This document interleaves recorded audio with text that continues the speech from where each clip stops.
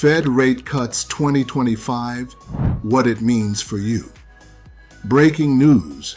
The Federal Reserve is set to cut interest rates in 2025. That might sound like a Wall Street headline, but here's the truth. It's about your wallet, your house, and your future. Rate cuts can create opportunities to save thousands, or cost you if you don't move wisely. Let's break it down. What's happening? The Federal Reserve controls the cost of borrowing money. When the economy slows or inflation cools, the Fed steps in and lowers rates.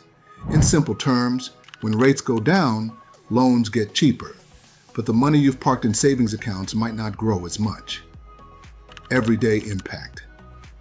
Let's talk about how this hits home. Mortgages and housing. If you own a home, refinancing could save you thousands over the life of your loan. If you've been waiting to buy, lower rates can make that dream more affordable. Debt and credit cards. Interest rates on credit cards and personal loans often follow Fed cuts.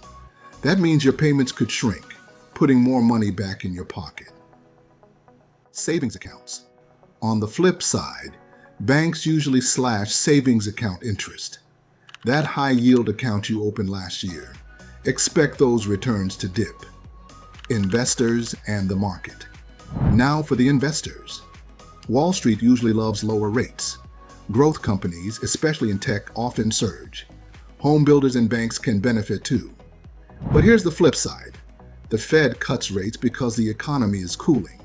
So while stocks might rally short term, it's smart to diversify and protect your portfolio. Think long game, not quick flip.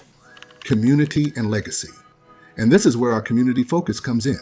Rate cuts aren't just about numbers on a chart, they're about opportunity.